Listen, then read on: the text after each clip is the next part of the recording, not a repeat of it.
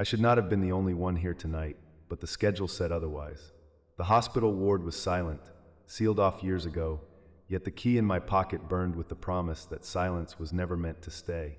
The diary entry began like any other, though the setting was nothing ordinary.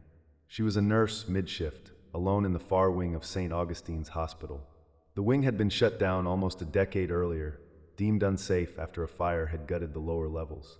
Most of the upper floors had survived intact, but the board had left them untouched, preserved in that unfinished state of abandonment. Now, because the administration needed inventory done, she had been told to take the night rotation. She wrote with methodical neatness, her pen scratching against the yellowing pages of a hardbound journal. I don't like the way the hall looks when the lights stutter on. The bulbs are old, fluorescent tubes, humming faintly as if trying to stay alive. Dust swirls in the air. Every step I take sounds louder than it should. I keep telling myself this is just another job. Count supplies, mark equipment, file a report, nothing more. The truth was that St. Augustine's had a history. Patients whispered about screams that had echoed long after the fire. Staff muttered about doors that slammed even when the wing was locked. She knew the rumors, but she had accepted the assignment without protest. Overtime pay mattered more than ghost stories. At first, she worked without trouble. The supply rooms were easy enough, stacked boxes of syringes, broken 4 poles, cardboard filled with faded gauze. She made notes in her journal because she trusted paper more than the hospital's temperamental computers. She noted the strange smell clinging to the hallways. It was not mold, not quite smoke either. A sour metallic tang, like rust on water pipes. It gets stronger the deeper I go. I opened a door to room 214. The bed still has sheets on it, gray with dust. Someone left a pitcher of water on the table. There are dead flies floating inside. The curtain around the bed is closed, but I don't want to touch it. I feel like someone is waiting behind it. She stepped back into the hall and moved on. The inventory mattered. Her pen pressed harder on the paper with each word. By 1 a.m., the hospital was a labyrinth. She had counted 3 more rooms, each almost identical. Beds stripped or covered, chairs overturned, metal carts rusting. Yet there were small details that unsettled her. In one room, the clock on the wall had stopped at 3:19. In another, someone had scratched words into the paint. "Help me still here." Her handwriting shook. I should have told them no. I should have stayed in the active ward. The silence here is too heavy, like breathing through wet cloth. My footsteps echo, but sometimes I hear them continue after I stop. There's a soft shuffle at the end of the corridor. I keep looking, but there's nothing there. The elevator shaft hummed faintly, though the power to it had been cut years ago. She avoided standing near it. She knew too well how sound carried in abandoned buildings, yet her gut told her something else. She set her cart of supplies at the nurse's station and tried to calm herself. The station looked frozen in time. Files lay scattered on the counter, yellowed and curling at the edges. A mug sat half full of dark residue, coffee long evaporated to sludge. A calendar on the wall read March 2012.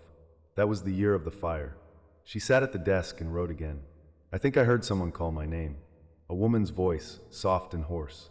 It came from down the hall. I don't want to believe it. No one else is here. Security locks the doors before midnight. I checked them myself. Her hands trembled, and the pen left a blot of ink on the page. She waited, holding her breath, until the silence pressed back. At 2 a.m., she forced herself to continue the rounds. The western corridor was darker, the bulbs flickering less often. Her flashlight beam cut through the gloom, sweeping across peeling paint, sagging ceiling tiles, broken gurneys.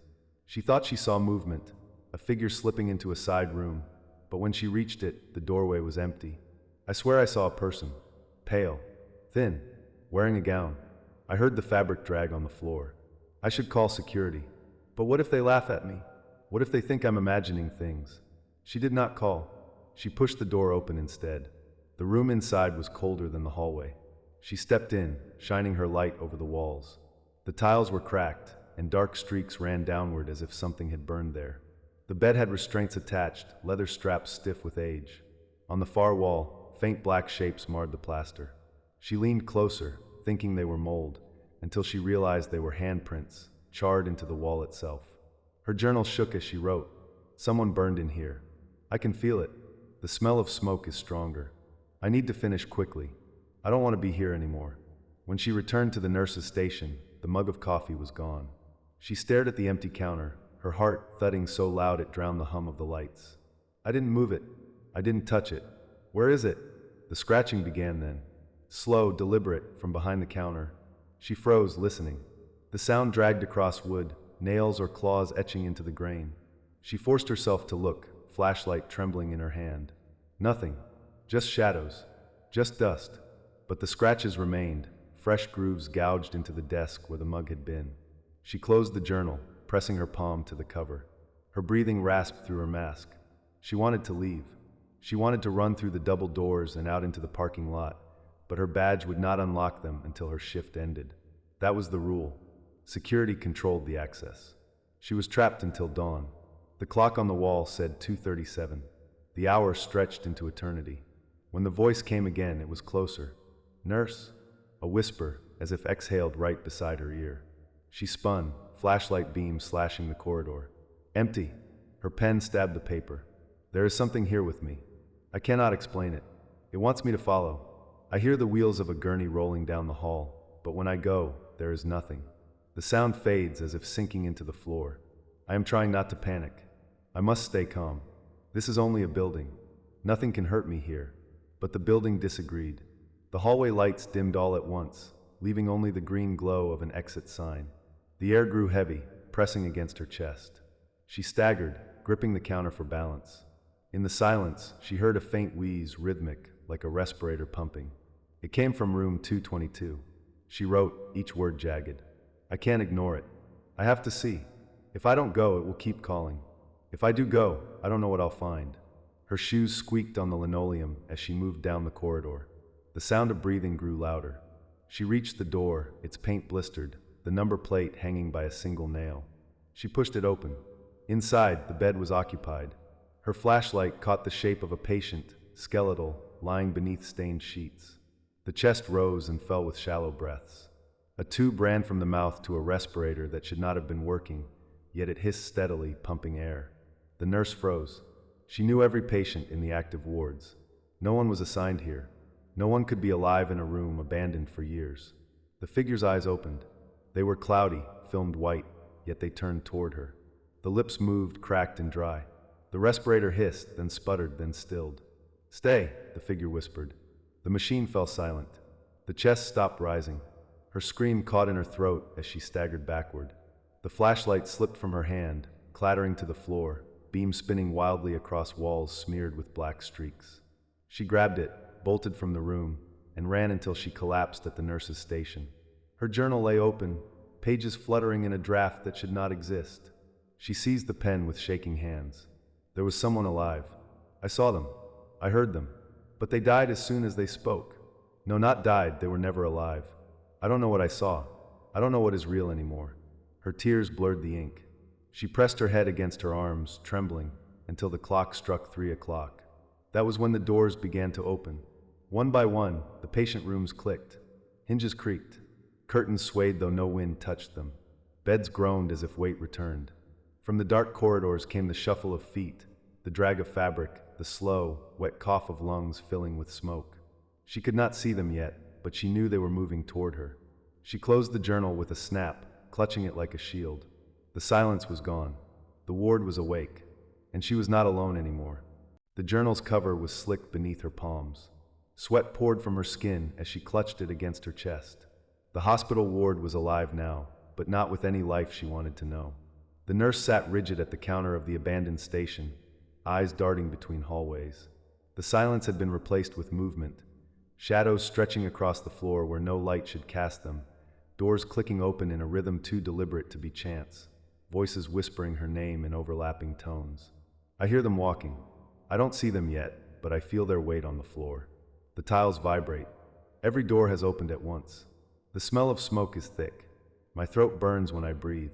I need to get out. I don't care if I lose the job. I don't care if they fire me.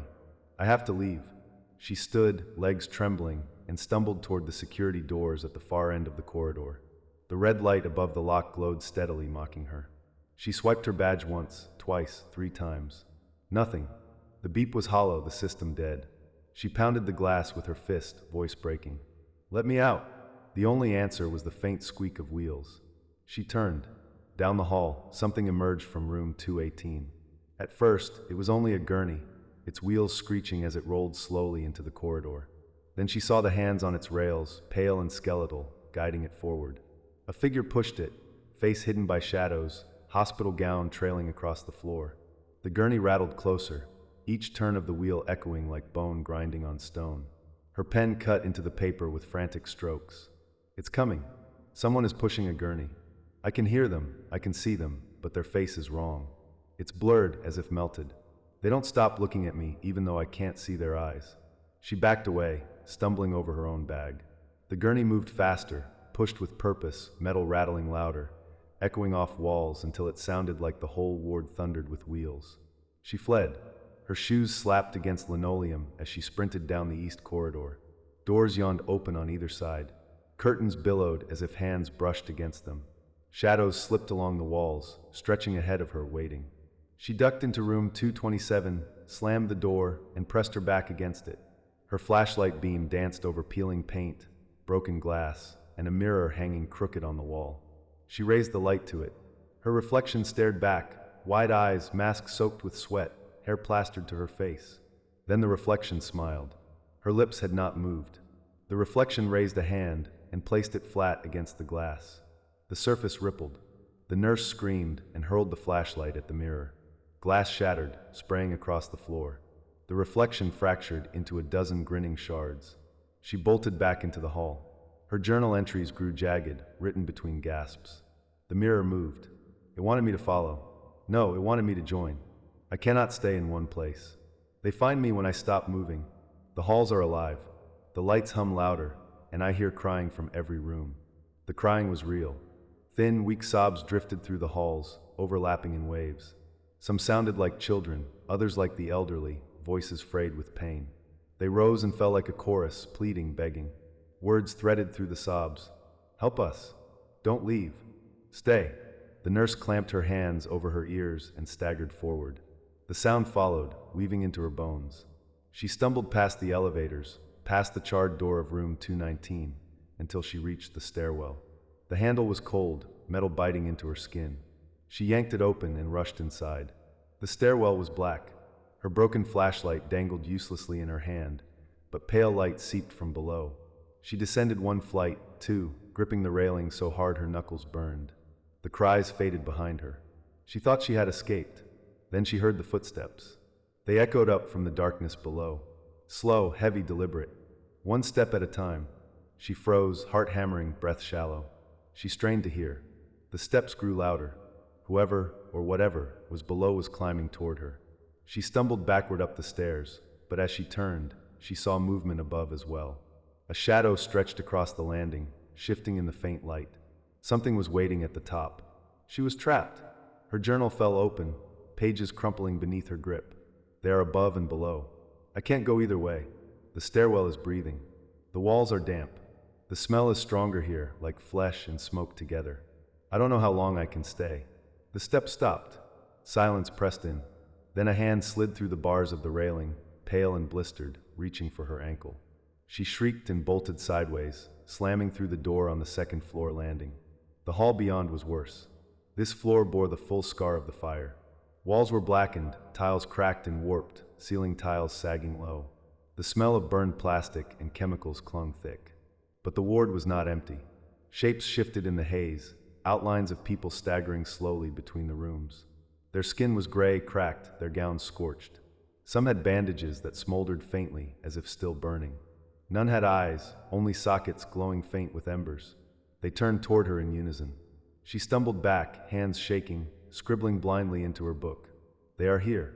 They never left. Burned patients, dozens of them. Their faces are gone, but they see me. They all see me. The figures began to move. Not fast, but steady, dragging their ruined feet, arms reaching. Their whispers overlapped in a low, hissing chant. Stay. Stay with us. Stay forever. The nurse ran. She swerved past broken wheelchairs, toppled beds, carts melted into twisted frames. The figures followed, endless, multiplying as she turned corners. Their footsteps scraped and shuffled, filling every hall. Her breath tore at her throat.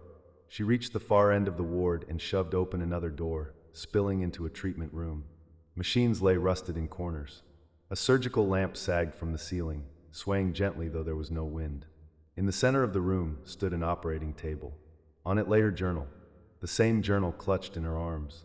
She froze. Her hands shook. She looked down at the book she carried, open, ink wet on the page. She looked back at the table. The book there was identical, pages already filled with her words. She flipped through the one in her hand. Every page was blank. Her scream echoed through the ward. The figures reached the doorway, filling it with charred silhouettes. They moved into the room, arms outstretched. She pressed herself against the wall, blank journal slipping from her grip.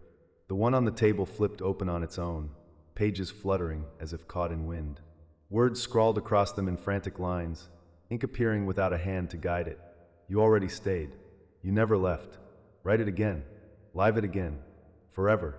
The burned figures closed in, chanting, their voices merging into a single roar. Stay. The nurse dropped to her knees, hands clamped over her ears. The words carved themselves into her mind, echoing louder than thought. She felt her skin blistering, heat crawling across her body though no flames touched her. The smell of burning flesh filled her nostrils. The last thing she wrote before the ink blurred with her tears was simple. I cannot escape. I am part of them now. The journal fell silent. When morning security unlocked the ward, they found the station empty. The doors stood open, papers scattered across the floor. On the counter lay a single hardbound journal, its cover charred at the edges, pages filled to the very end. The final entry was written in a hand not entirely her own. Shift complete. The nurse stayed. The nurse will always stay. And deep within the abandoned corridors of St. Augustine's, the sound of wheels still rolled, steady, endless, waiting for the next to join.